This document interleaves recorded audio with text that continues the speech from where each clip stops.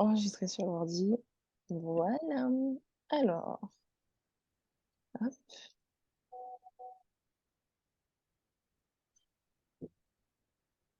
Bonjour. Les audios. Ça Hop, se connecte.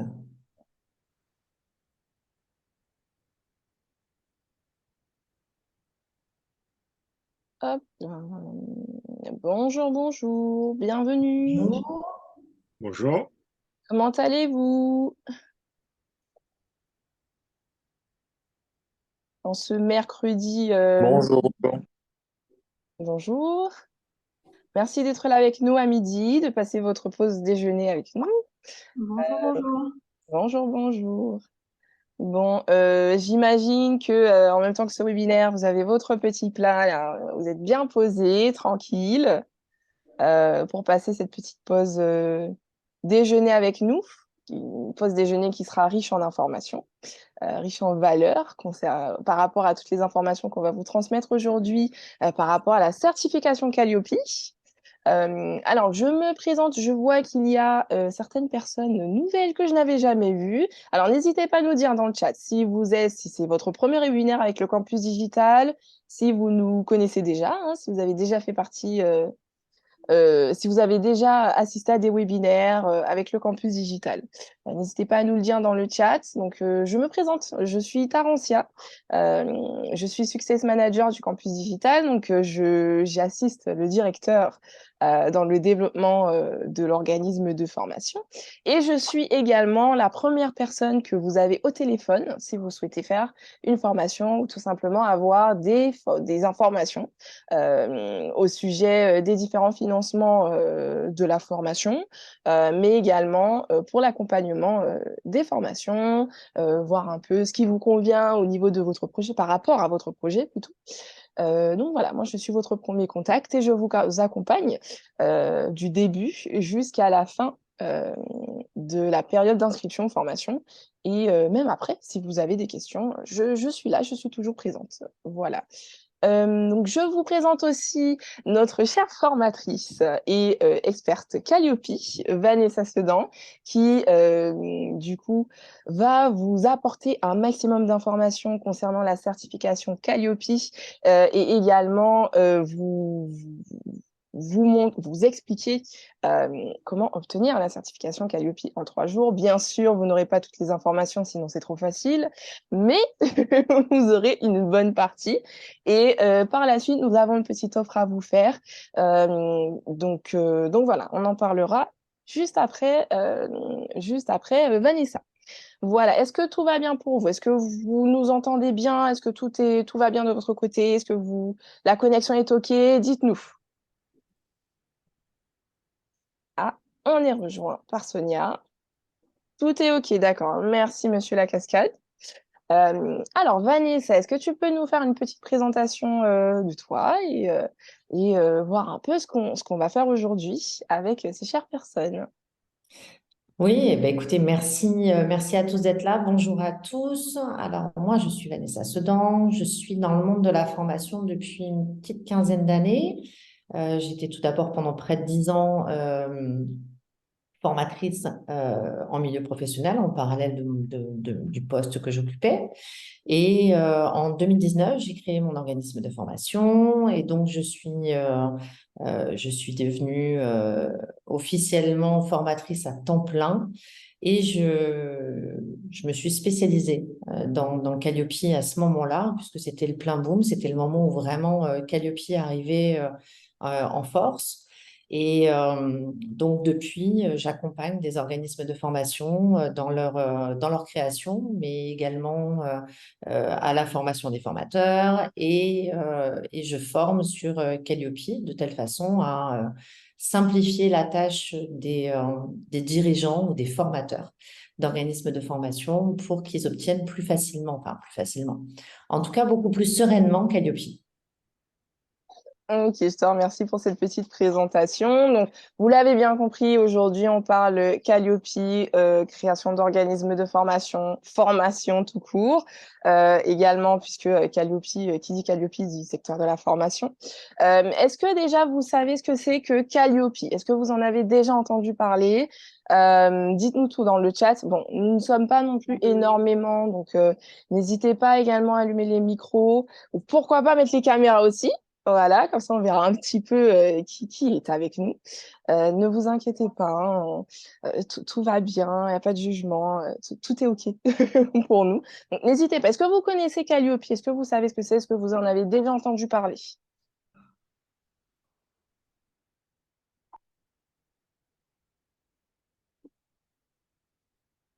D'accord, donc on a Sonia qui nous dit que oui, elle en a déjà entendu parler.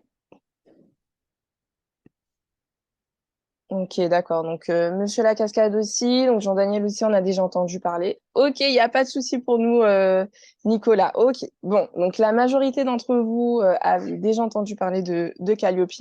Bon, on va entrer un petit peu en profondeur. Donc, est-ce que Vanessa, tu peux nous présenter un peu Calliope? De quoi est-ce qu'il s'agit? Alors, Nicolas nous dit Calliope garantit une certaine conformité de formation. Alors, oui. Concrètement, Calliope, c'est la certification qualité des organismes de formation. Précédemment, on avait entendu parler de Datadoc. Datadoc était une base documentaire qu'on envoyait. On n'avait jamais d'interaction avec un être humain. On déposait nos documents sur une plateforme et on avait un retour disant OK, vous êtes Datadocké. Aujourd'hui, Calliope ça durcit un petit peu ce type de process, c'est-à-dire que on a un premier audit avec un auditeur, donc un être humain en face de nous, donc ça c'est déjà beaucoup plus sympa. Et cette personne-là vient pour euh, vérifier, regarder les éléments de preuve des process qualité mis en place dans l'organisme de formation. L'idée est de garantir une qualité à nos stagiaires et à toutes les parties prenantes de l'organisme de formation, que ce soit les financeurs, que ce soit les formateurs internes ou externes, que ce soit donc nos stagiaires et également les entreprises qui nous mandatent. D'accord, ok. Bon, ben, je te remercie pour ça. Concernant, est-ce que tu peux nous dire un peu, Calliope, comment est-ce que tu peux accompagner les personnes, tout simplement, sur Calliope? Quelle est plus précisément ta mission à ce niveau-là? Alors moi, ma mission, c'est que chacun comprenne parfaitement bien chacun des indicateurs du référentiel Calliope. Alors, je parle un petit peu chinois là sur ce coup-là, hein, mais je ne sais pas si vous avez pris connaissance ce qu'ils appellent le guide de lecture de Calliope, hein. Vous y avez accès directement sur Internet en tapant guide de lecture Calliope. C'est quelque chose qui fait 60 ou 70 pages de mémoire. Et il y a à l'intérieur des critères et des indicateurs. Moi, pendant mes formations, quand j'accompagne les organismes de formation sur ce sujet-là, on décortique chacun des indicateurs simplement parce que c'est pas forcément clair. Euh, L'explication est pas limpide pour chacun. Donc, je décortique chacun des indicateurs pour bien comprendre quel élément de preuve on doit fournir à l'auditeur pour qu'à la sortie, ils disent OK, c'est bon, j'envoie le dossier au certificateur et vous serez certifié Calliope. À ce jour, j'ai 100% des organismes de formation que j'ai accompagnés qui sont certifiés Calliope. D'accord, ok. C'est noté. Est-ce que tout va bien pour vous? Est-ce que vous avez des questions? Est-ce que tout est ok pour vous? N'hésitez pas, hein, à poser vos questions dans le chat ou en allumant vos micros, il n'y a pas de souci non plus. N'hésitez pas si vous avez des questions. Un grand merci à Christelle qui a allumé sa caméra. C'est Oui, top. Merci beaucoup avec le sourire, c'est génial. Si vous pouvez tous faire la même chose, c'est génial. On se sentira moins seul, tout à fait. messieurs. Alors, Alors, quel intérêt pour un formateur FPA d'être Calliopisé? Alors, vous avez un titre de formateur, ok, jusque-là, il n'y a pas de souci. Qu'on ait un titre ou une certification, pour Calliope, ça ne change pas du tout la donne. Là, ça ne j'ai envie de dire, c'est en fonction de ce que vous voulez faire. Concrètement, Calliope, l'idée, c'est que vous puissiez aller chercher une clientèle de professionnels. Donc, soit des salariés, soit des chefs d'entreprise, soit des solopreneurs, pour les former en fonction des sujets que vous souhaitez dispenser pendant votre formation. Vous pouvez avoir la clientèle de professionnels. Ces professionnels-là, clairement, ils ne vont pas payer forcément avec leur CPF une formation, et quand bien même ils voudraient le payer avec leur CPF, il faudrait être un organisme de formation Calliope. Calliope, concrètement, ça vous ouvre les portes, outre le fait que ça met des process qualité en place, un sérieux aux yeux de vos clients et de vos stagiaires. Ça vous ouvre les portes des financements, des OPCO, Pôle emploi, du CPF, de la région, du département. Donc, ça a une grosse plus-value aujourd'hui d'être Calliope, parce que, d'une, ça vous ouvre tous ces financements-là. Donc ça, c'est si vous avez une clientèle de professionnels, bah, c'est top. Et outre ça, ça vous donne une survisibilité, parce que vous rentrez dans le répertoire de ces organismes-là. Donc, vous devenez, aux yeux de Pôle emploi, un organisme de formation qui existe. Donc, ça peut avoir un intérêt si vous avez une formation qui peut intéresser un demandeur d'emploi. Donc, dans ces cas-là, il a juste à aller chercher votre formation dans le catalogue de Pôle emploi. Ça vous donne la visibilité sur la plateforme CPF, et ça, aujourd'hui, ce n'est pas négligeable. Et ça vous donne de la visibilité sur tous les répertoires de chacun des OPCO. Donc, en clair, vous démultipliez votre visibilité, bah, pour le coup, sans payer de pub ou un expert en digitalisation de votre communication, etc. Donc, ça peut avoir effectivement, pour un formateur FPA, tout son intérêt, mais on n'est pas, qu'on soit, je me répète parce que ça a été une idée reçue, hein, mais qu'on soit un détenteur du titre de formateur pour adultes, ou qu'on soit seulement certifié formateur. Bon, aujourd'hui, je suis formatrice certifiée, je n'ai pas le titre FPA. Je pourrais y prétendre avec une VAE, mais je n'ai que la certification, entre guillemets, et ça ne m'a jamais empêché de travailler. Alors, intérêt pour la qualification, facturer les OPCO, répondre aux appels d'offres des organismes financeurs Pôle emploi région et être référencé dans les 10 organismes. Exactement. C'est tout à fait ça.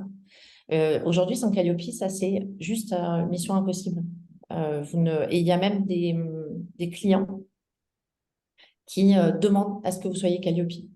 Vous avez des entreprises qui ne travaillent qu'avec des organismes de formation certifiés Calliope. Jean-Daniel, un formateur, pour être Calliope, doit-il se transformer en mini-centre de formation? Doit-il faire une modification au niveau de ses activités déclarées? Alors, à partir du moment où vous souhaitez être Calliope, il vous faut un numéro de déclaration d'activité. Ce numéro de déclaration d'activité, vous êtes formateur solo, il n'y a pas de souci. Vous demandez votre numéro de déclaration d'activité, ce qui fait de votre entreprise un organisme de formation à part entière. Donc, un organisme de formation aujourd'hui, c'est plus, c'est pas l'idée qu'on peut en avoir avec une grande enseigne, des grands locaux, des grandes salles de formation. On peut très bien être formateur derrière son ordinateur, tout seul, sans salarié, sans autres formateurs, et vous êtes quand même un organisme de formation. Donc voilà. Donc, il n'y a pas besoin de faire une modification au niveau de vos activités déclarées. La seule chose qu'il y a, c'est qu'il faut que dans les statuts de votre entreprise, vous ayez bien spécifié à un moment donné dans votre activité que vous faites de la formation. C'est tout. Et si ça doit être rajouté, c'est une manipulation qui ne coûte rien et qui peut être rajoutée directement de mémoire au niveau de vos statuts. J'ai Christelle qui veut nous poser une question. Tout à fait. En fait, je suis dans un processus de création. Donc là, j'ai monté ma boîte de conseil et aussi de formation. Et j'aimerais savoir à quel moment, donc d'après ce que j'ai compris, donc le numéro d'activité, on l'obtient Donc, après avoir effectué sa demande, je crois, au niveau je sais plus, pour déjà exactement à quel moment on peut l'obtenir et à quel moment, en fait, entamer cette démarche. Donc là, je souhaite développer des modules de formation et aussi avoir cette labellisation justement pour essayer de cibler les professionnels. Donc, j'aimerais savoir au niveau, quand on commence, quelle est la chronologie, la marche à suivre. Alors, la chronologie, elle est simple. Il vous faut un numéro de tirette. Oui. À partir du moment où vous avez un numéro de tirette, Sébastien nous l'a noté, hein, c'est à la Dritz, à la Dritz, je ne sais pas comment vous Et prononcez aux voilà. Antilles, la Dritz. Voilà, c'est l'ancienne directe. Ouais. Et vous devez compléter en ligne. Et en complétant en ligne, on va vous demander soit une convention validée par un client, soit Ok. un devis validé par un client avec un programme de formation. Vous pouvez très bien avoir fait des formations et ne vous déclarer qu'après. Je Bon. m'explique. Vous avez un client qui dit, bah, moi, je veux payer sur mes propres fonds. Ça, c'est possible, hein. Par chance, ça arrive encore. Et en fait, ce client vous demande une formation. Vous faites la formation, mais vous n'avez pas de numéro de déclaration d'activité. Vous Mhm. n'êtes pas hors la loi. Vous avez 3 mois. Vous avez 3 mois pour faire votre demande de déclaration d'activité. Ok. Donc, vous faites ça en ligne. Ça peut être rapide, hein. Moi, alors ça dépend du département. Mhm. C'est plus ou moins rapide en fonction des départements. J'ai vu dans le sud de la France 72 heures et la personne avait son numéro de déclaration d'activité. Je crois savoir que sur la Guadeloupe ou la Martinique, c'est un tout petit peu plus long, mais en une semaine ou 15 jours, c'est possible. Ça dépend des flux d'activité. Mais voilà, dès que vous avez votre numéro de déclaration d'activité, vous êtes donc un organisme de formation et à partir de là, vous pouvez entamer les démarches pour être Calliope. Les démarches pour être Calliope, c'est simple, hein. On choisit un organisme certificateur qui va vous envoyer un devis. Cette certification, elle est donnée pour 3 ans. Voilà, ça dure 3 ans, mais on n'a pas la paix pendant 3 ans, sinon ce serait trop chouette. Il mandate donc un auditeur pour faire l'audit initial. À mi-chemin, entre le 14e et le 22e mois après l'audit initial, on a ce qu'on appelle un audit de surveillance. Donc, ils viennent vérifier, savoir si tout ce que vous avez annoncé à l'audit initial, vous l'avez bien mis en place pendant tout ce temps-là. Et si c'est OK, ben, on repart jusqu'à la fin, c'est-à-dire au bout des 3 ans. Et au bout des 3 ans, on a un audit de renouvellement où, ben, même chose, on va revérifier, savoir si tout est OK pour renouveler pour 3 ans. Avant ça, pour être prêt pour un audit Calliope, en règle générale, si vous le faites seul, vous pouvez le faire seul, hein. Ce n'est pas un souci, hein, il y en a d'autres qui l'ont fait. C'est 6 à 9 mois de préparation documentaire. Voilà. C'est assez long simplement parce que, d'une, il faut comprendre tous les indicateurs. Il faut comprendre exactement ce qui est demandé en termes de preuves et les construire, ces preuves. Donc, ce n'est pas toujours évident.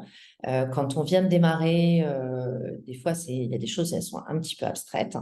D'où l'intérêt de se faire former sur Calliope.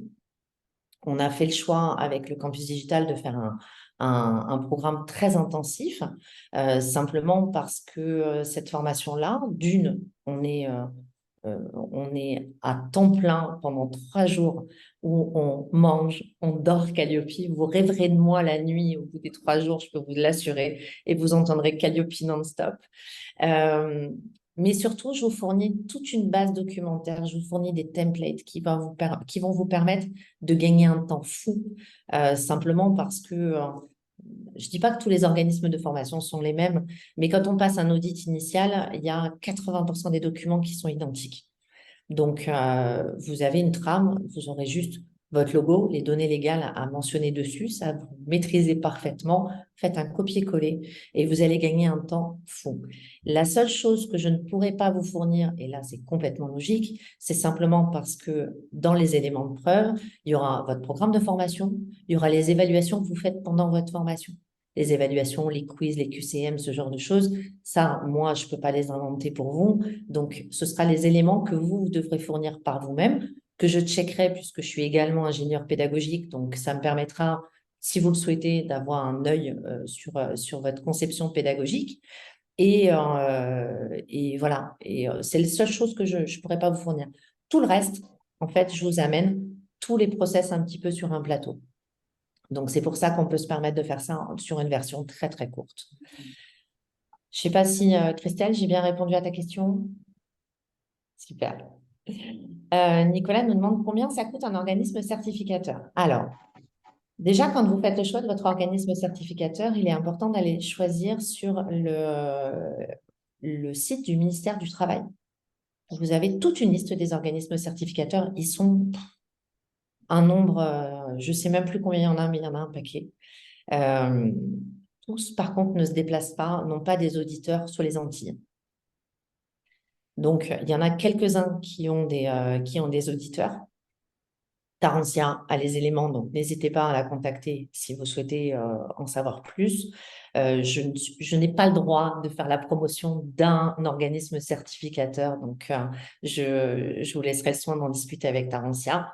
Vous avez le lien dans le chat pour prendre rendez-vous avec elle, ça ne vous engage en rien, mais au moins vous aurez cette info-là. Tous se tiennent un petit peu en termes de prix à 100 € près, c'est à peu près la même chose. Donc, en fait, votre choix d'organisme certificateur, ça va se faire déjà par rapport à votre localisation géographique. Et puis, ça va peut-être se faire aussi au feeling de la personne que vous aurez eu au téléphone. Parce que des fois, on a des gens qui sont plus sympas que d'autres. Et puis, l'organisme certificateur, vous en avez qui sont dans le bâtiment, vous en avez qui sont dans l'automobile. Donc, à vous de choisir. Moi, j'ai un organisme de formation qui formait au bilan de compétences. Il a choisi un organisme certificateur qui correspond au bâtiment. Ça s'est très, très bien passé, hein, mais voilà. Chacun choisit qui il veut. Et au niveau des tarifs, en moyenne, ça se tient entre 1200 et 1500 €. L'audit initial plus l'audit de surveillance, puisque normalement, il vous donne un devis pour les 3 ans. Quand vous êtes avec un organisme certificateur, vous êtes un petit peu marié avec lui. Donc, l'intérêt, c'est de bien choisir, parce que le divorce ne se fera pas dans la douleur, hein, clairement, vous pourrez en changer d'organisme certificateur. Mais ça a un coût. C'est-à-dire que quand on est certifié, moi aujourd'hui je suis certifiée avec l'organisme certificateur Calianor. Demain, si je voulais changer, je demanderai une mutation de certification. Et cette mutation de certification, ils nous la font payer inévitablement. Donc, ça se choisit un organisme certificateur et prenez le temps de choisir au départ. Faites faire 2, 3 devis. Mais ils sont quand même assez limpides. Le devis est clair, il n'y a pas de questionnement particulier. Quand vous recevez le devis, vous savez à quoi vous en tenir, quoi. Ils vous appliquent des frais de déplacement. Donc, voyez, en fonction de votre localisation, moi j'ai une oui. Moi j'ai une cliente qui était sur la Corse et qui a appelé un organisme certificateur qui n'avait pas d'auditeur en Corse. Donc, l'auditeur lui demandait 3 jours d'hôtel, de resto et le déplacement. Bon, autant vous dire que ça coûtait quasiment aussi cher que l'audit, donc elle a été choisir un autre organisme certificateur. Sébastien, une question, je vous en Oui, prie. vous m'entendez bien? Oui, très bien.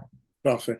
En fait, par rapport à ce que vous venez de dire concernant le mariage avec l'organisme certificateur, en fait, si j'ai bien compris, lorsqu'on, entre guillemets, on souscrit avec l'organisme certificateur, c'est pour les 3 ans. Donc, en fait, le coût de l'audit de surveillance est compris dans ce qu'on paye au départ.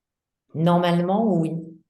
Vous avez pardon, je vous laisse finir votre question après, mais je complète simplement. Vous avez des organismes certificateurs qui vous font des morceaux par morceau, c'est-à-dire qu'ils vous envoient un devis super light, juste pour l'audit initial. Et puis, il y a un organisme certificateur qui, en ce moment, envoie des factures intermédiaires pour un maintien de certification, pour un audit complémentaire, etc. Enfin, des trucs, il y en a un pour l'instant qui fait des trucs pas très, très sympas comme ça. Donc, assurez-vous que dessus, c'est bien noté. Cycle de certification pour les 3 ans avec l'audit initial et l'audit de surveillance. D'accord, parce qu'en fait, moi, je me suis déjà renseigné par rapport à un organisme certificateur et par rapport au prix que vous annoncez, c'est pas ça du tout, hein, du coup. Combien vous avez? En fait, on m'avait fait un devis aux alentours de 1008-1009. Donc, après, effectivement, j'avais regardé sur, alors pas forcément sur ce que vous avez dit en termes de, alors là, vous avez dit, enfin, le service d'État, là, qui référence tous les organismes. Du coup, j'étais tombé sur un truc, mais je ne sais pas s'il est référencé sur cette plateforme. Donc, du coup, je pense que je vais me rapprocher, j'oublie le prénom, euh, Tarantia. Tarantia, voilà, je pense que je vais me rapprocher de Tarantia pour en savoir un peu plus par rapport à ça. Et du coup, j'ai une autre question qui me vient. Au tout début, vous avez dit que vous n'êtes pas, alors j'oublie le sigle que vous avez dit. En fait, en gros, c'est la certification de formateur pour adultes. C'est bien ça? Alors, moi, je suis certifiée formatrice. D'accord. D'accord? Je n'ai pas le titre. Alors, la différence, en fait, elle est simple. Une certification de formateur, ça peut se passer en un mois et demi. OK. Voilà, en 5, 6 semaines, on peut être certifié formateur. Ça va être de l'intensif, mais on peut. Le titre, c'est un diplôme universitaire. Donc, ça nous donne un niveau scolaire que la certification ne donne pas, par exemple. Vous avez des organismes de formation qui ne veulent travailler qu'avec des formateurs qui ont un niveau Bac+5.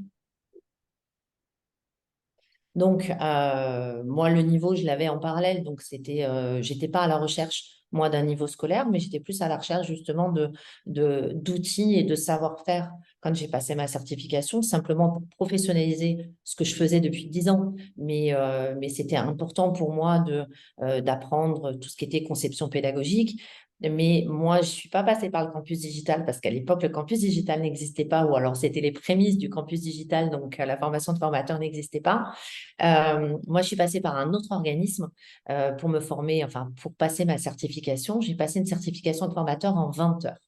Autant vous dire que c'était super light. Et donc, j'ai repris mes études par la suite pour passer un diplôme d'ingénieur pédagogique. Voilà. Mais voilà, après, c'est un choix. Soit on a envie de reprendre ses études pendant 10 mois et on veut passer le titre de formateur pour adultes. Ça, c'est une possibilité. Soit on se dit, bon, bah, moi, je veux rentrer direct dans la partie pratico-pratique et être certifié formateur parce que je veux en faire mon métier. Bon, ben voilà, il y a des certifications. Le campus digital, et je ne peux que promouvoir ce programme puisque moi, je suis formatrice sur l'Hexagone, sur ce programme-là de formation de formateurs où on forme à tout ce qu'on doit savoir pour animer correctement une formation, pour concevoir une formation, pour évaluer les stagiaires. Et je rajoute ma petite dose de Calliope dedans, toute petite dose. D'accord. Et du coup, pour finir, j'ai cru comprendre que justement, dans le cas, alors moi, j'ai mon numéro NDA déjà.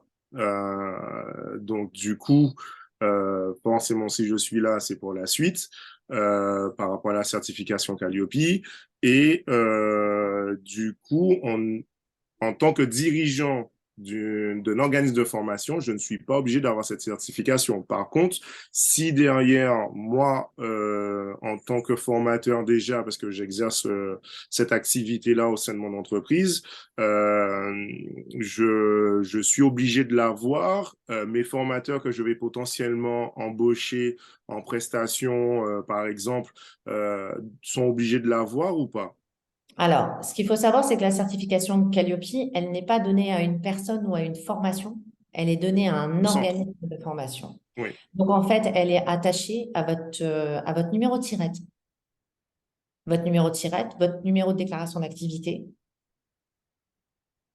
Donc, en fait, vous pouvez rentrer le nombre de salariés que vous souhaitez dans votre organisme de formation. Ils seront rattachés à votre à votre certification Calliope. Ils ne seront pas, eux, obligés de passer Calliope en parallèle.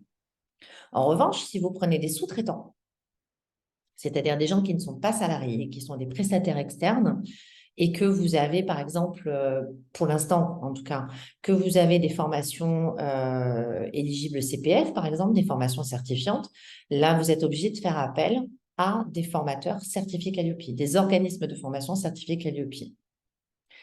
Pour l'instant, les OPCO ne l'obligent pas. Les OPCO ne demandent que des formateurs qui ont un numéro de déclaration d'activité, mais pas Calliope. Ça va venir, hein. Là, ça nous pend au nez sérieusement. Donc, voilà. À partir du moment où ce sont des salariés, ils sont internes, donc ils sont sous votre numéro de déclaration d'activité et votre Calliope. À partir du moment où c'est des externes, des prestataires, même totalement occasionnels, même si vous avez un formateur qui ne vient qu'une heure, vous serez obligé d'avoir Calliope. Il sera obligé d'avoir Calliope. Le formateur externe? Ouais. D'accord. Mais par rapport à la certification, pardon, de formateur pour adultes, c'est plus de ça que je parlais, parce qu'effectivement, Ah, pardon. je sais que la certification Calliope est pour le centre. Donc, du coup, j'ai une information que vous venez de donner que je ne savais pas. En tant que formateur externe, il est obligé d'avoir la certification Calliope. Maintenant, pour la certification de formateur, celle-là, est-ce qu'elle est obligatoire dans le cas où j'embauche en interne ou pas des formateurs dans mon centre? Si vous souhaitez embaucher des gens qui n'ont pas de certification ou de titre, c'est vous et votre responsabilité. Donc après, c'est vous qui choisissez. Moi, en tant que dirigeante aujourd'hui d'un organisme de formation, moi, les formateurs ont tous à minima une certification. Simplement parce que je leur mets pas des supports de formation en main, ils créent les formations. Et sans un minima de connaissances, de conception pédagogique, vous aurez pas de résultats probants avec vos stagiaires. Donc, vous serez pas dans une démarche qualité qui tient la route. Nicolas, vous avez dit qu'on pouvait ne pas passer par un organisme certificateur. Non, j'ai dit que vous pouviez ne pas vous faire accompagner pour Calliope.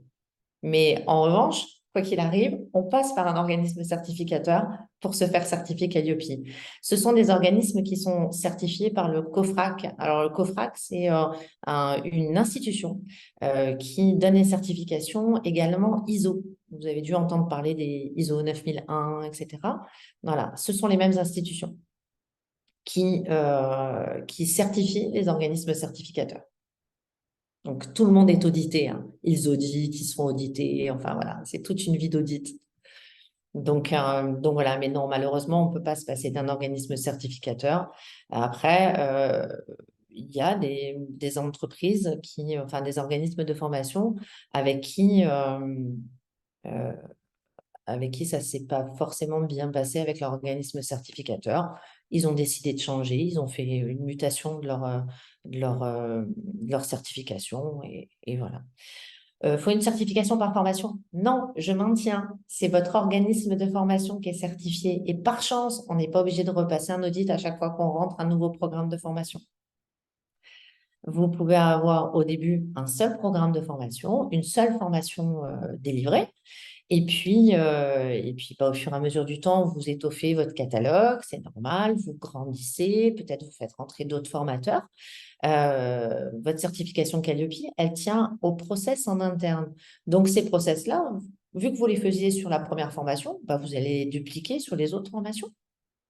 Donc, heureusement, il ne faut pas une certification par formation, sinon ce serait... je veux bien avoir beaucoup de boulot, mais quand même, quoi. Donc, non, non, vous passez une seule certification, vous faites votre vie pendant les 3 ans. L'essentiel, c'est voilà, vous maintenez des process qualité, des process qu'on a mis en place au départ. Et ça, outre le fait que, parce que beaucoup prennent ça pour une charge administrative, ça l'est, effectivement. C'est que de l'administratif Calliope, hein. C'est beaucoup de production documentaire, de gestion administrative. Mais outre ça, ça vous permet aussi de, quelque part, de vous remettre en question en tant que formateur, en tant qu'organisme de formation, peut-être d'améliorer votre mode de fonctionnement et des fois, même d'apprendre à simplifier la vie ou d'automatiser certaines choses. Ou récupérer les dossiers type Calliope, c'est-à-dire si c'est le guide de lecture, vous allez sur le ministère du Travail, enfin vous tapez sur Google, hein, guide de lecture Calliope. La dernière version, c'est celle de mars 2017. Ils l'ont pas changé depuis. Et, et en fait, mars 2017 ou mars 2019, j'ai un doute. C'est la version 7, quoi qu'il arrive. Et cette version-là, elle est encore totalement d'actualité. Je dois compléter un dossier que je transmets au certificateur et où choper ces dossiers. Ben, en fait, votre dossier, ce sont tous vos éléments de preuve. Donc là, c'est les éléments de preuve en fonction de chacun des indicateurs. Donc sur certains indicateurs, vous avez un seul document à fournir. Sur d'autres, il y en a 3, il y en a 4, il y en a 5. Ça dépend. Donc voilà, mais vous avez déjà pris contact avec l'organisme.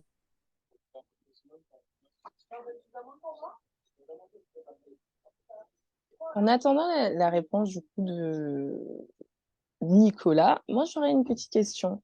Est-ce que tu peux donner des exemples au niveau des éléments de preuve pour qu'on puisse savoir vraiment concrètement ce que c'est, de quoi il s'agit? Ah, alors, au niveau des éléments de preuve, qu'est-ce qu'il peut y avoir? Il peut y avoir votre règlement intérieur. On n'y pense pas, mais il a son importance. Il peut y avoir votre programme de formation parce qu'il faut qu'il soit fait de la façon dont Calliope l'exige. Il peut y avoir le CV du formateur ou des formateurs. Euh, Qu'est-ce qu'il peut y avoir? Il y en a, hein. Il y en a, il y a 32 indicateurs. Euh, de mémoire, il y a une quarantaine de documents au bas mot. Donc voilà, qui sont, pour certains, ça paraît très, très abstrait.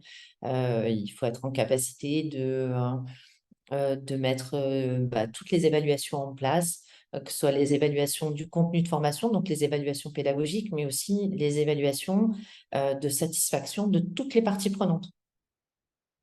Il faut oublier personne. Donc voilà, c'est quand même assez dense. Mais une fois qu'on a compris chacun des indicateurs, c'est beaucoup, beaucoup plus simple. Et c'est ce que j'apporte moi pendant cette formation, justement, c'est de simplifier au maximum et que vous compreniez la portée de chacun des indicateurs, l'intérêt de chacun des indicateurs pour votre organisme de formation. Je ne sais pas si j'ai correctement répondu à ta question, Tarantine. Tu as parfaitement répondu à mes questions, je t'en remercie. Alors, on a du coup Nicolas qui nous demande, oui, mais il me faut bien une liste et un guide d'élaboration de dossier. Où je trouve ça? Est-ce que c'est sur le guide de lecture? Où est-ce qu'il trouve ça Ouais. sur le guide de lecture? Ouais, sur le guide de lecture. Le guide de lecture, en fait, il explique tout. Après, il faut juste le comprendre. Voilà, c'est rédigé d'une certaine façon où c'est pas forcément limpide. La problématique, c'est que ce guide de lecture, alors je vous donne une anecdote comme ça, vous allez comprendre un petit peu la, la difficulté de Calliope. J'ai un client qui est expert comptable commissaire aux comptes. Donc, il a une tête bien faite et bien pleine. Il est habitué à la gestion administrative puisque c'est son job. Euh, il m'a appelé en panique. Pour la petite histoire, c'est mon expert comptable. Il m'a appelé en panique en me disant, Vanessa, au secours, on a voulu se lancer dans Calliope. On se retrouve avec un audit complémentaire. Comment je fais? Simplement, ils ont construit par eux-mêmes leur base documentaire. Sans aide extérieure, persuadés qu'ils étaient dans le juste. Et ils sont arrivés face à l'auditrice, auditrice très sympa au demeurant, hein, que je connais, puisque j'ai également passé pas mal d'audits avec mes clients, en partenariat avec mes clients. Et, et l'auditrice les a retoqués euh, une douzaine d'indicateurs. Il y en a 32, hein. Donc, ça commence à en faire pas mal. Ce qu'il faut savoir, c'est qu'un audit Calliope, vous avez le droit d'avoir des non-conformités, une non-conformité majeure maximum, 3 non-conformités mineures maximum. Au-delà, c'est ce qu'on appelle un audit complémentaire. Donc, en fait, vous prenez le prix de votre audit initial, vous repayez exactement ce même montant pour repasser un audit parce qu'en fait, il va falloir revoir beaucoup plus d'éléments pour l'auditeur. Donc, en fait, ça reporte d'autant votre certification, ça rallonge la note du prix de la certification et sans aucune certitude de quoi que ce soit. Donc, moi, il m'a appelé en panique. On avait, pour le coup, 3 jours pour tout revoir. Donc, ça m'a permis de faire une phase test aussi de comment obtenir Calliope en 3 jours, puisqu'on a révisé l'intégralité de ces documents et il a repassé l'audit complémentaire et bien entendu, il a eu sa certification. Sans mon aide, il partait sur un 3e audit, clairement. Simplement parce que le guide de lecture, c'est bien joli, mais c'est pas limpide, quoi. Alors, si je comprends bien les éléments de preuve, si on a une bonne pratique du métier, quelque part, on les a déjà. Alors, oui et non, parce qu'on a une bonne pratique en tant que formateur, ouais. Donc, vous savez ce qu'il faut faire pour correctement transmettre votre savoir à des stagiaires, comment les évaluer correctement, ça, oui, ok. Maintenant, concrètement, pour vous donner un exemple, qu'est-ce qu'on fait si on a un stagiaire qui n'est pas satisfait? Parce qu'il y en a. Il y en a assez de bonne foi et puis il y en a assez de mauvaise foi. Enfin, voilà, il y a de tout pour faire un monde. Et votre stagiaire, en fin de formation, jusque-là, tout allait bien. Pendant toute la formation, tout était OK. Et puis, à la fin de formation, sur l'évaluation, ce qu'on appelle l'évaluation à chaud, il vous met une note pourrie.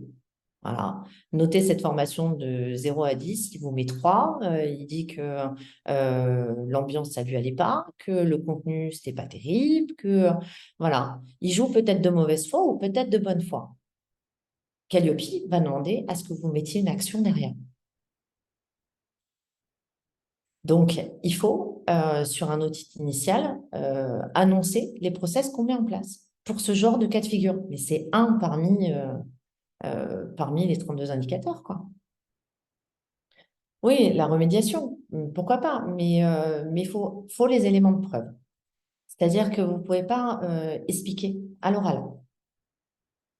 Ça ne suffira pas. Il faut un document. Il faut qu'il voit un document. Donc, il faut matérialiser ça par un document.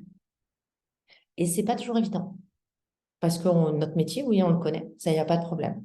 Mais réussir à tout transmettre sur un document, bah, ce n'est pas toujours évident. Ce qu'il faut savoir, c'est qu'un auditeur ne part pas avec les documents. Un auditeur, il regarde les documents, il vous écoute et il retranscrit. Simplement parce que ce n'est pas l'auditeur qui va vous certifier. Vous ne rencontrez jamais votre certificateur. La personne qui va valider votre dossier, vous ne le rencontrez pas. Donc, vous rencontrez l'auditeur avec qui vous pouvez sympathiser, avec qui ça peut se passer super bien. Vous pouvez manger avec le midi, tout ce que vous voulez. Ce n'est pas lui qui a définitivement votre certification en main. Il va simplement retranscrire tout ce qu'il voit, tout ce qu'il entend, tout ce que vous lui dites. Et il va transmettre ça au certificateur qui, lui, dans la foulée, va valider normalement votre dossier si l'auditeur a dit OK, tout est ouvert, hein, mais voilà. Jean-Daniel, en tant que formateur Calliope, j'anime une session de formation pour un centre de formation Calliope. Je dois me conformer, je pense, à mon process avec mes documents ou bien je dois attendre les process et les documents du centre de formation. En fait, à partir du moment où vous travaillez dans un centre de formation, cet organisme de formation-là a ses process. Donc, vous devez vous conformer à ses process. Comme vous vous conformez à son règlement intérieur, par exemple. Même si vous mettez un règlement intérieur complémentaire pour vous, pour vos formations, ça n'empêche que voilà, vous vous conformez au mode de fonctionnement de l'organisme de formation. Donc voilà, En règle générale, ils vous le demandent, hein. Moi, je travaille beaucoup avec d'autres organismes de formation et avec des écoles, avec des CFA.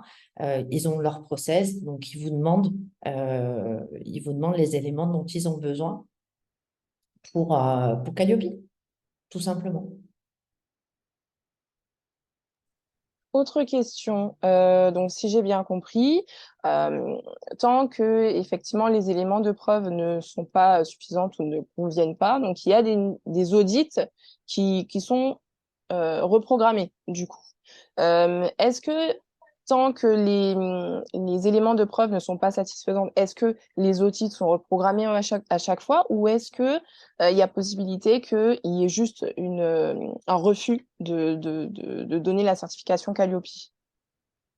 Alors, moi, je ne l'ai jamais vu, mais par chance, euh, l'intégralité, moi, de mes clients ont été certifiés du premier coup sans non-conformité ou avec une non-conformité mineure qui était rectifiée dans l'heure. Donc, voilà, ça c'est jamais vu. En fait, la seule limite, ça va être le côté financier. Quand on vous annonce 800 ou 900 euros d'audit complémentaire à chaque fois, au bout d'un moment, ça commence à faire cher la certification Calliope. Donc, c'est aussi pour ça qu'il y a cette formation, simplement parce que, quoi qu'il arrive, ça va être économiquement beaucoup plus viable que si vous vous lancez solo dans une certification Calliope. Clairement, même si vous êtes bon dans la gestion de vos formations, même si vous êtes affairé à toute la partie administrative, vous avez un être humain en face de vous qui a ses exigences. Il y a des organismes certificateurs qui sont beaucoup plus pointilleux que d'autres. Et moi, dans ma formation, je vous prépare au plus pinailleur, au plus retors des certificats, des auditeurs. Comme ça, vous êtes prêts. Vous êtes prêts au pire. Et voilà, le dernier organisme de formation que j'ai accompagné, normalement, l'audit initial dure une journée. Ça dure de 9 heures à 17 heures en moyenne. Euh, Lui, il a été certifié, hein, il a été audité jusqu'à 13 heures. À 13 heures, l'auditeur a dit, c'est bon, ok, tout est tellement au carré que je peux partir. Il est parti, là, sa certification. D'accord. Donc, plus vous êtes prêt, merci Nicolas et au plaisir. Je ne sais pas s'il est déjà parti ou pas, ou elle est déjà partie. Euh, plus vous êtes prêt, plus vos documents sont prêts et totalement organisés, et plus l'auditeur va être, entre guillemets, cool. C'est-à-dire qu'un auditeur, il n'est pas censé vous donner d'indications. Concrètement, il va vous lire le guide de lecture. Il va vous dire, voilà, critère 1, indicateur 1, tatati tatata. Qu'est-ce que vous mettez en face? Donc, si le guide de lecture, vous ne l'avez jamais ouvert, ça va être très, très compliqué. Mais si en plus, vous ne savez pas ce qu'il y a à donner, là, vous partez dans le mur. Vous allez perdre votre journée, l'auditeur aussi, et en plus, vous allez perdre de l'argent. Donc, c'est très dommage. Et ce qu'il faut savoir aussi, c'est que pour l'instant, ça se fait encore. Si vous n'avez pas de non-conformité majeure à l'audit initial, votre audit de surveillance se fait à distance, en Zoom. En revanche, si à l'audit initial, vous aviez des non-conformités majeures, eh ben là, vous vous retrouvez avec un auditeur qui se déplace et des frais de déplacement. Ok, donc c'est extrêmement subtil, d'où le fait de se faire accompagner. C'est ça. Et vous gagnez du temps, vous gagnez de l'énergie, vous gagnez en zénitude. Mais dingue parce que un audit, même si c'est pas un examen, on vient quand même vous examiner à la loupe, examiner votre mode de fonctionnement, et c'est toujours rassurant de se savoir fin prêt.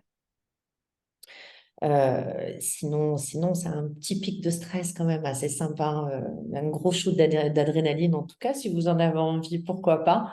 Mais moi, voilà, je vous apporte vraiment de la sérénité.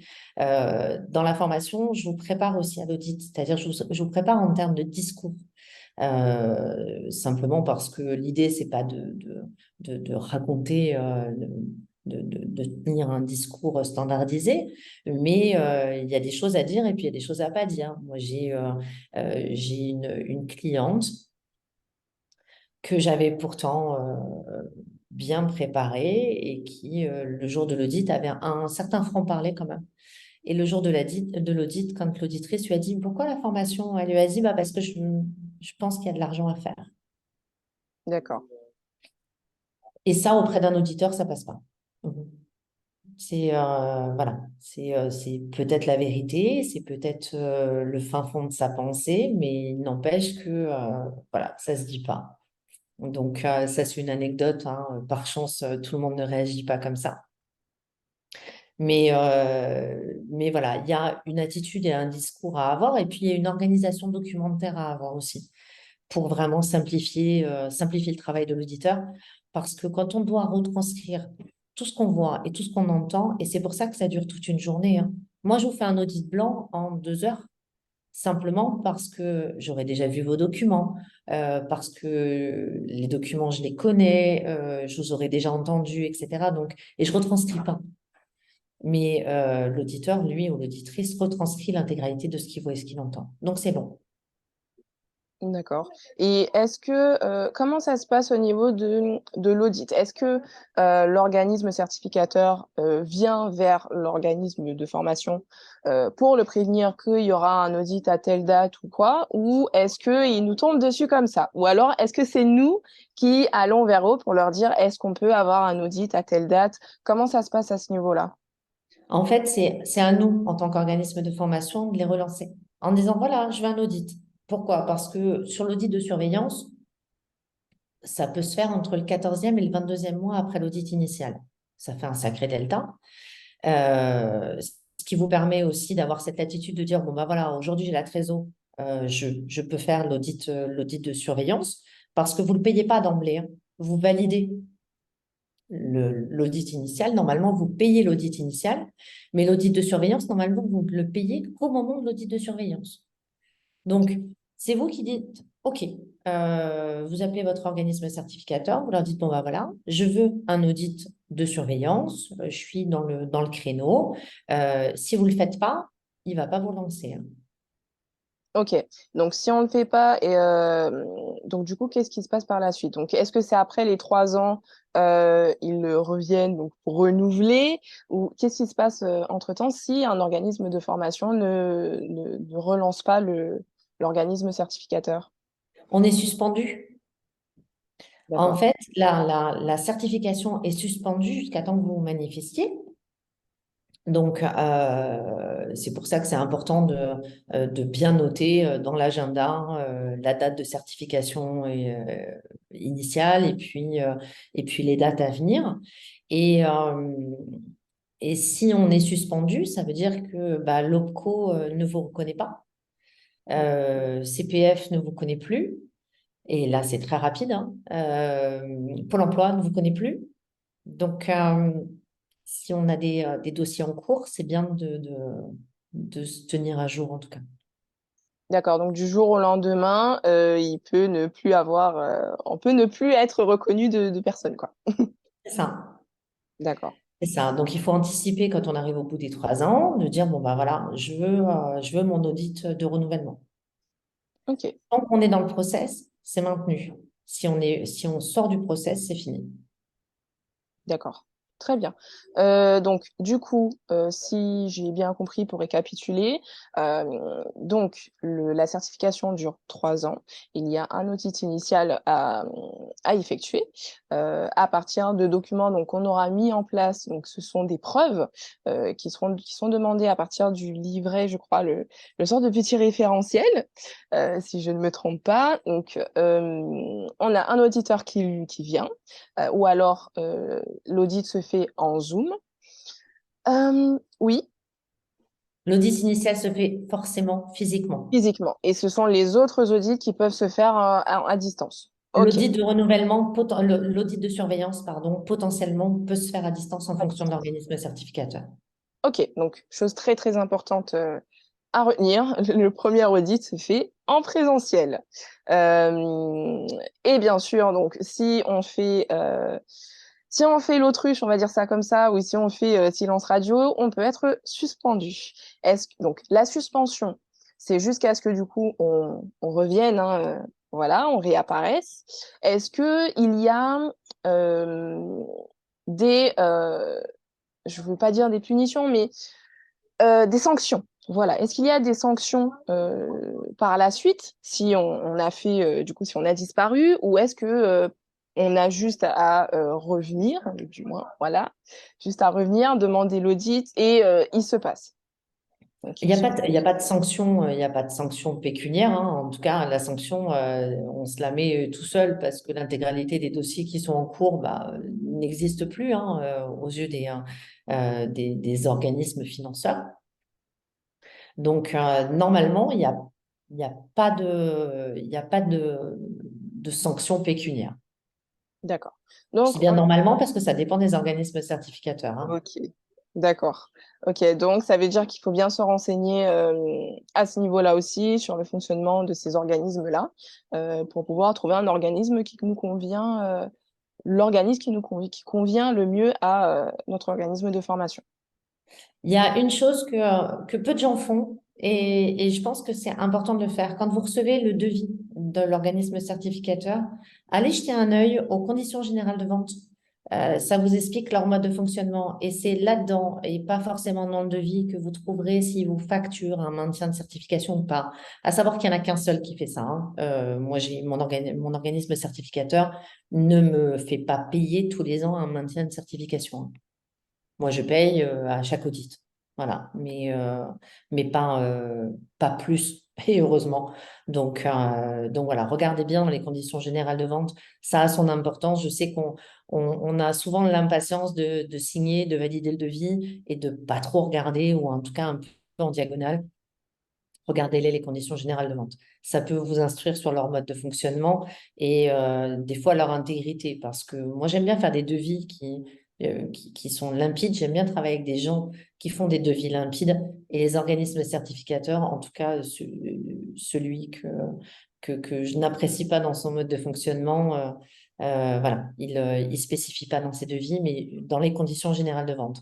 Et donc, quand ils envoient la facture, ils vous disent, en fait, c'était noté dans les conditions générales de vente. Vous n'avez pas vu? Bon, c'est la surprise très désagréable parce que quand vous voulez en partir, eh ben, ils vous font payer pour les quitter et vous payer pour intégrer un autre organisme certificateur. Donc bon, D'accord. faut bien choisir au départ. Ce que je vous disais, hein, un bon mariage, mauvais mariage. Tout à fait. Euh, Jean-Daniel qui nous demande, en est-il de même pour l'audit de contrôle au bout d'un an? Au bout d'un an, alors au bout d'un an et demi, hein, en règle générale, on attend un mi-chemin, hein, entre le 16e ou 18e mois. Après, ça nous laisse le temps de voir les choses. L'organisme certificateur va vous demander la liste des formations que vous avez faites depuis l'audit initial.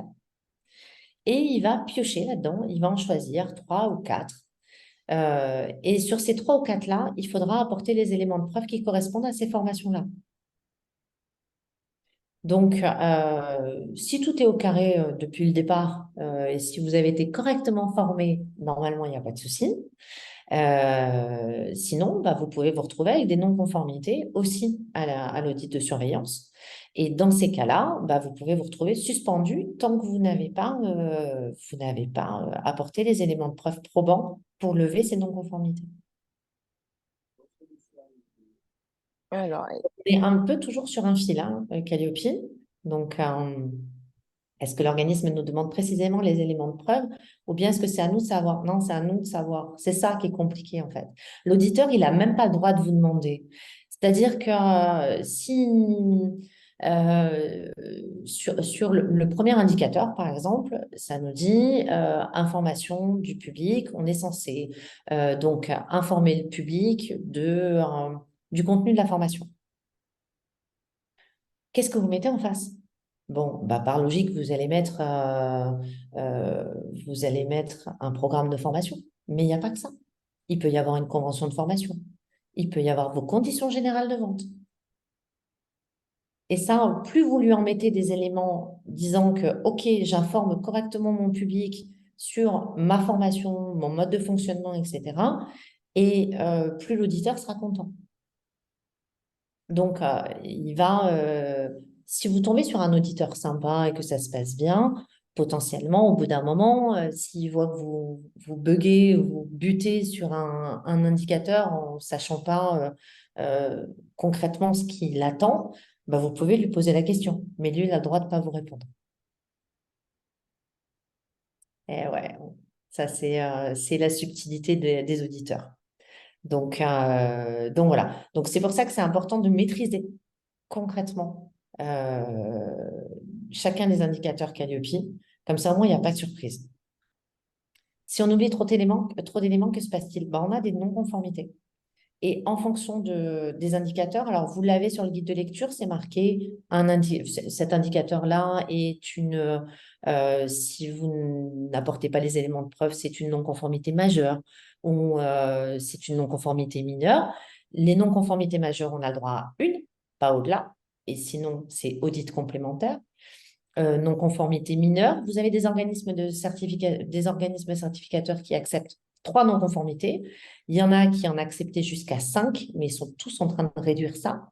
Mais vous avez un délai pour lever les non-conformités quand vous êtes encore dans cette tranche-là, hein. Votre non-conformité majeure, si elle n'est pas levée avant la fin de l'audit, vous avez 3 mois pour lever une non-conformité majeure. Pour une non-conformité mineure, vous avez 6 mois. Mais pendant ce temps-là, vous êtes un peu en suspens. Au-delà, c'est un audit complémentaire. Vous êtes en suspens, ça veut dire que vous n'êtes pas certifié. Votre dossier ne part pas au certificateur. Il le garde sous le coude en attendant que vous leviez votre non-conformité. Donc, c'est pour ça que voilà, vous êtes, quand moi je vous forme, en tout cas, votre auditeur repart à la fin de la journée. Il a tous les indicateurs qui sont ouverts. Vous n'avez pas de non-conformité et vous dormez sur vos 2 oreilles après une journée éprouvante en règle générale parce que ça demande beaucoup d'énergie. Mais au moins, vous pourrez dormir sur vos 2 oreilles. C'est clair. J'ai une question Ouais. concernant les points de non-conformité. Concernant l'audit initial, j'ai cru comprendre qu'on peut avoir quelques points de non-conformité, mais ça passe, entre guillemets. Enfin, je simplifie, hein. Alors, ça passe. Si c'est de la non-conformité, ça passe pas. Vous avez Parce que, quelqu'un en face de vous qui a un référentiel et qui s'y tient et qui est complètement au carré. En revanche, quand vous êtes, alors vous avez plusieurs possibilités. Quand vous êtes ce qu'on appelle nouvel entrant, c'est-à-dire que vous avez un numéro de déclaration d'activité tout neuf, qui est très récent, dans ces cas-là, vous avez un audit un peu simplifié parce qu'on va vous demander vos process. On ne va pas vous demander des éléments de preuve, c'est-à-dire des choses qui ont été mises en place avec des stagiaires en face. Mais on va quand même vous demander des process, donc il faut qu'ils soient faits. Ça, c'est la première chose. Vous avez la possibilité d'avoir un audit allégé quand vous avez un label ou une certification. Un label ou une certification, ça peut être, alors en règle générale, c'est le CNEFOP qui donne ces certifications-là. C'est une certification qualité en tant que formateur. Ça existe.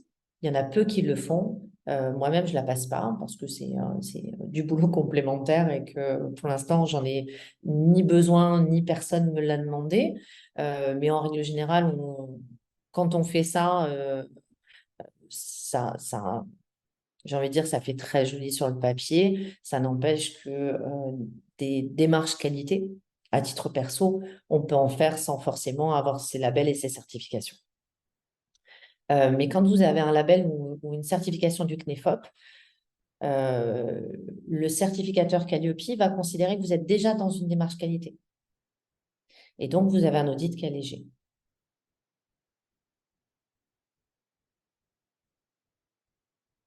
Je ne mais sais pas si vous avez d'autres questions. oui, mais du coup, en fait, parce que dans le guide de lecture que j'ai commencé à parcourir, euh, je sais plus où j'avais vu cette mention qui avait justement certains grands, parce que je crois qu'il y a 7 grandes familles, enfin j'appelle ça des grandes familles. Tes Euh, critères, ouais. ouais, voilà, les 7 grands critères. Et en fait, je ne sais pas si c'est dans le guide qui précise ça ou est-ce que c'était sur un truc annexe que j'avais vu. Justement, dans les 7 grands critères, on peut ne pas répondre à 2 ou 3 sous-critères de ces 7 grands critères. Vous avez les 7 critères et dans les 7 critères, il y a 32 indicateurs. OK. Vous avez des indicateurs auxquels vous n'avez pas à répondre. Pourquoi? Parce que vous en avez un qui correspond aux entreprises ou aux organismes qui ont plus de 250 salariés où il faut avoir un référent handicap en interne. Ça, vous n'êtes pas concerné. Il n'empêche que vous pouvez très bien bosser avec des entreprises qui ont plus de 250 salariés et que vous devrez euh, connaître le référent handicap en interne. Et donc, il faudra apporter la preuve que vous êtes renseigné là-dessus.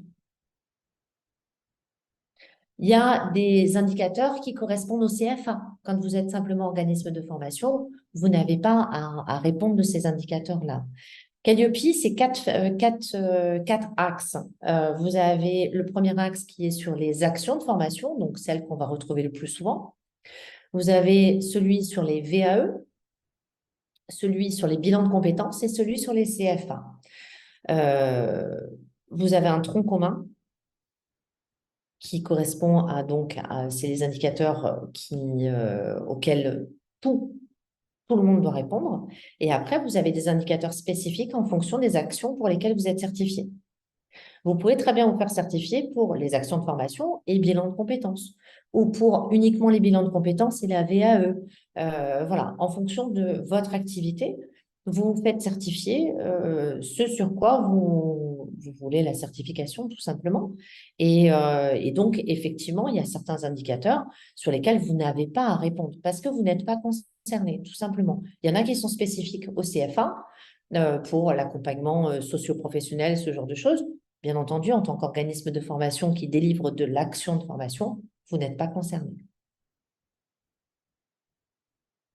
Mais pour les indicateurs pour lesquels vous êtes concerné, il n'y a pas on ne transige pas. C'est-à-dire qu'une non-conformité, même partielle, et c'est bien indiqué dans le guide de lecture, c'est une non-conformité.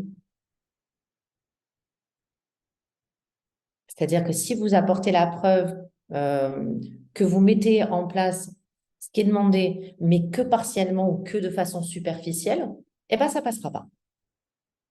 Donc, vous aurez une non-conformité.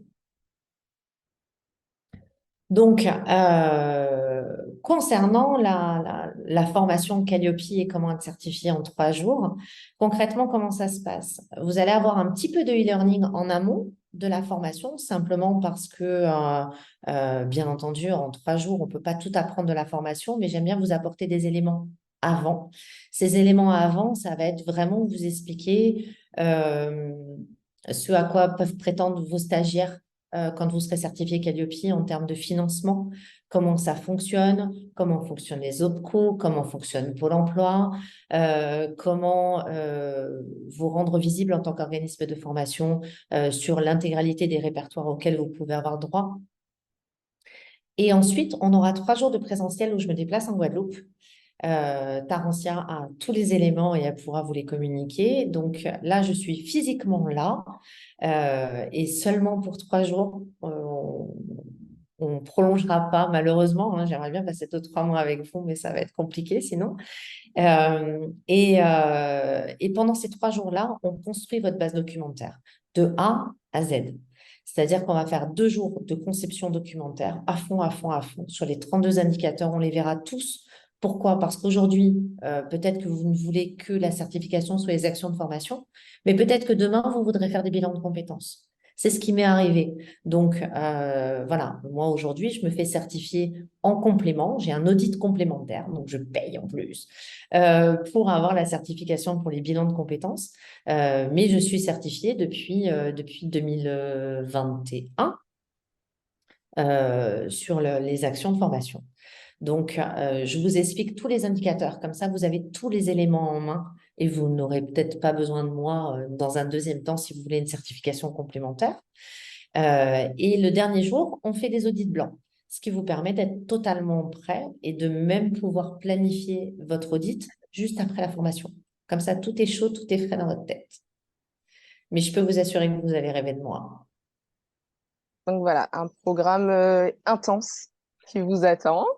Euh, donc en présentiel, obligatoirement pour les personnes qui sont en Guadeloupe. Donc du coup, la formation de 3 jours se déroulera à Jarry, au bureau de CK Consulting. Donc vous recevrez avec le replay l'adresse du bureau, que ce soit pour la formation ou si vous avez des questions, besoin d'échanger sur votre projet. Moi, je suis là le mercredi et le vendredi en physique au bureau toute la journée. Donc, si vous souhaitez venir en physique, il n'y a aucun souci, on est là en fait. Je suis là toute la journée, il n'y a pas de problème pour échanger sur votre projet.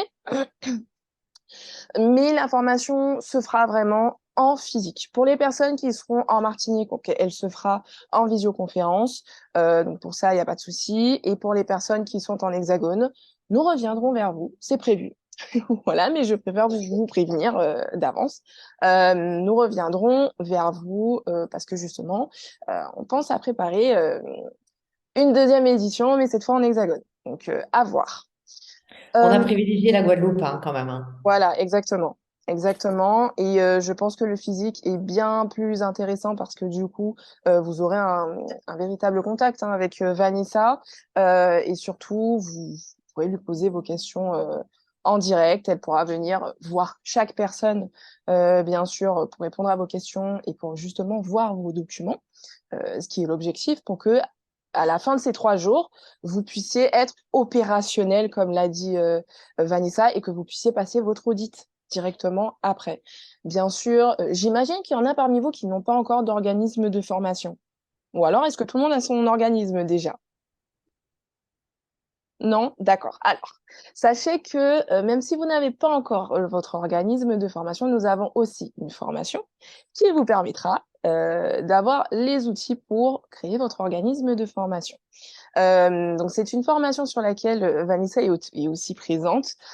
Donc, du coup, elle vous accompagne à la fois sur Calliope, mais aussi sur la création d'organismes de formation. Cette formation, vous pouvez y avoir accès par la suite. Sachez que si voilà l'offre que je voulais vous faire. Donc, on vous accompagne pour Calliope, mais par la suite, nous vous faisons une offre sur la formation à la création d'organismes de formation. Pourquoi? Parce que déjà on en a envie, voilà, on est gentil, hein, on en a envie, mais aussi parce que dans ce programme de formation, vous voyez donc tout ce qui est création d'organismes de formation, mais aussi la partie Calliope. Seulement, la partie Calliope ne sera pas autant détaillée que si vous le faites avec ces 3 jours. Voilà, parce que ces 3 jours sont vraiment intenses, exprès pour ça. Donc forcément, on vous fera un prix là-dessus aussi. Euh, donc voilà, pareil, je vais vous envoyer le nécessaire avec le replay par mail. Bien sûr, si vous voulez plus d'informations, si vous voulez échanger avec moi sur votre projet, qu'on puisse vraiment rentrer dans les détails, n'hésitez pas à prendre rendez-vous, je vous ai remis le lien. Je vous remis le lien en bio, enfin en bio, dans la discussion, pardon. Est-ce que tout va bien pour vous? Est-ce que vous avez des questions? Moi, juste, tu viens de dire que tu es en Guadeloupe, en fait, c'est ça? Exactement. D'accord, ok. Parce que CK Consulting, ils m'ont accompagné dans la création de mon entreprise en 2021. Ah bah d'accord. Donc ah bah parfait. Donc tu connais déjà les bureaux. Oui, c'est ça. Voilà, bah, c'est parfait.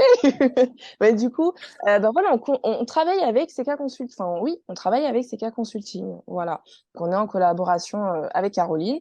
Donc du coup, voilà. Vous pouvez venir au bureau, il n'y a aucun souci pour ça. Nous, on est là pour vous accompagner là-dessus. Et si je ne me trompe pas, Caroline intervient aussi sur cette formation, créer son organisme de formation sur la partie légale et administrative. Exactement, tout à fait. Donc, tout ce qui est juridique. Donc, Caroline va intervenir dessus, notamment pour votre numéro NDA. Alors, comment ça se passe? Qu'est-ce que vous devez faire? Quelles sont les démarches? Donc, voilà, c'est une formation qui est complète et pratique parce que déjà, vous avez plusieurs je pense que c'est ce qui est intéressant. Vous avez plusieurs formateurs qui interviennent. Et pourquoi il y a plusieurs formateurs? C'est parce que chaque formateur est spécialisé dans un domaine, en fait. Donc, pour vous apporter un maximum d'informations et pour vous accompagner au mieux, on a préféré mettre plusieurs formateurs qui sont spécialisés, en fait, dans chaque domaine pour vous accompagner. Donc, comme je me répète, hein, les programmes vous seront envoyés, il n'y a pas de souci. À partir du moment où vous prenez rendez-vous, hein, donc voilà, n'hésitez pas. Là-dessus, tout dépendra de votre projet, en fait. Si c'est juste Calliope qui vous intéresse, on va pas vous bombarder de programmes de formation. Hein, on va aller sur Calliope, il n'y a pas de souci pour ça. Si c'est Calliope et la création d'organismes de formation, pareil, on vous enverra dans ces cas-là les deux formations. Donc l'objectif, c'est vraiment que ce soit un suivi personnalisé. C'est pour ça que j'insiste sur le fait de prendre rendez-vous. Concernant le financement de ces formations, et ensuite, je vous laisse tranquille, ces financements, donc nous sommes Calliope, le campus digital est certifié Calliope. Ça veut dire que vous avez la possibilité de financer vos formations à partir de votre CPF, le Pôle emploi, les OPCO, la région également, le département. Voilà, vous avez plusieurs financements possibles. Vous avez également le fonds propre aussi jusqu'à 10 fois et vous pouvez cumuler les différentes solutions de financement. Voilà. Pareil, l'objectif là-dessus est de vous permettre de faire une formation, de bénéficier d'une formation sans sortir l'argent de votre poche. Voilà, c'est l'objectif. Donc, pareil, lors de ce rendez-vous avec moi, nous verrons à ce moment-là quelles sont les modalités qui correspondent à votre profil pour pouvoir financer la formation. Sachez que je préfère prévenir, si vous passez par le Pôle emploi, je vous conseille vivement de prendre rendez-vous maintenant. Pourquoi? Parce que le Pôle emploi, tout dépend du Pôle emploi et du conseiller. La démarche peut aller très très vite, puisque j'ai déjà eu des dossiers qui sont allés, voilà, j'ai fait le devis, dès le lendemain, ça y est, la personne était inscrite, le devis a été accepté, ça allait très très vite. Ça m'a étonnée d'ailleurs, moi, j'étais choquée. Mais ça peut prendre aussi énormément de temps. La formation commence le 11 juillet. Donc, c'est pour ça que j'insiste autant.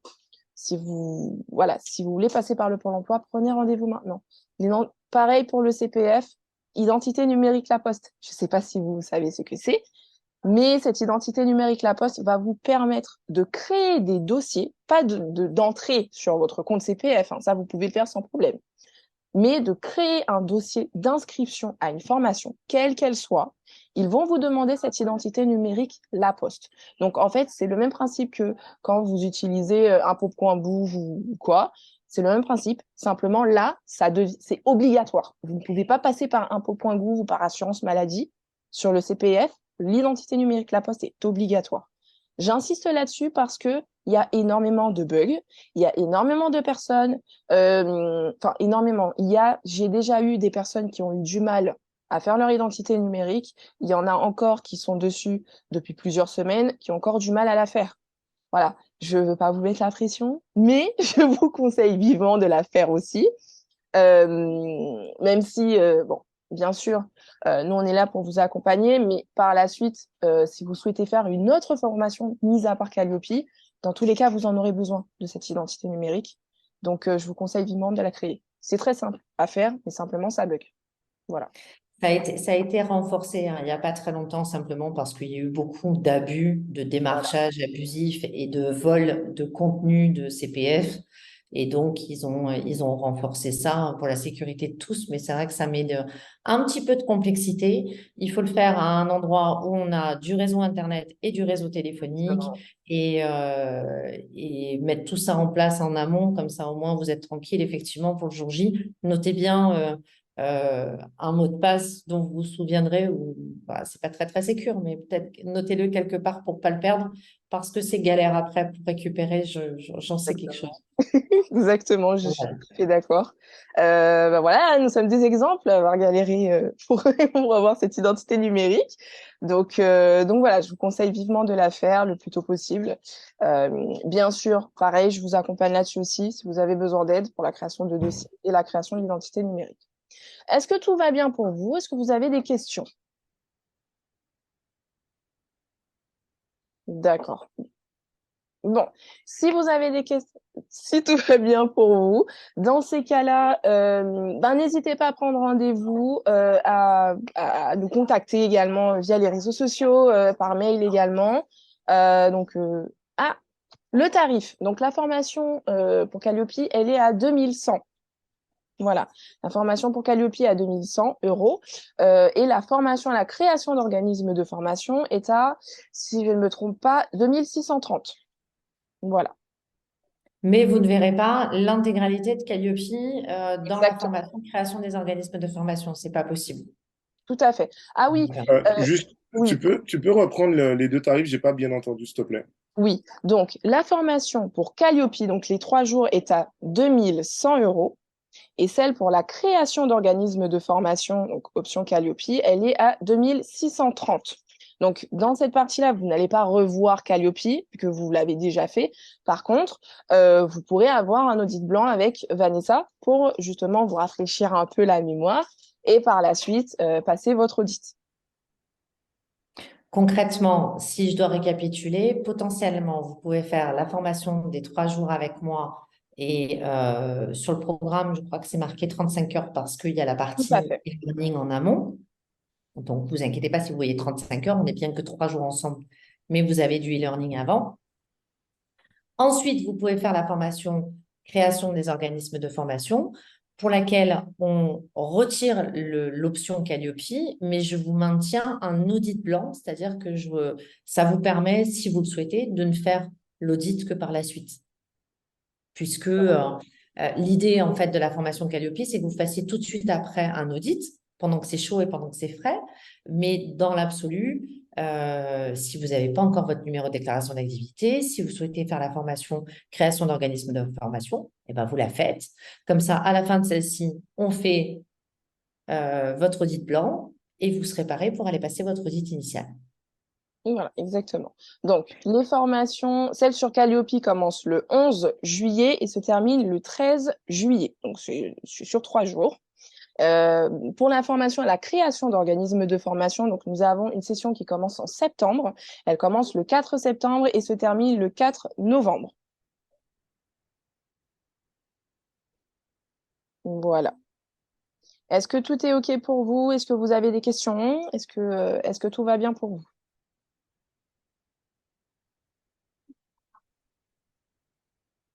Bon, Ça veut dire que je vous vois tous, quoi. OK. Ah, je vous retrouve tous au mois de juillet, quoi. En tout cas, si c'est le cas, ce sera avec grand plaisir.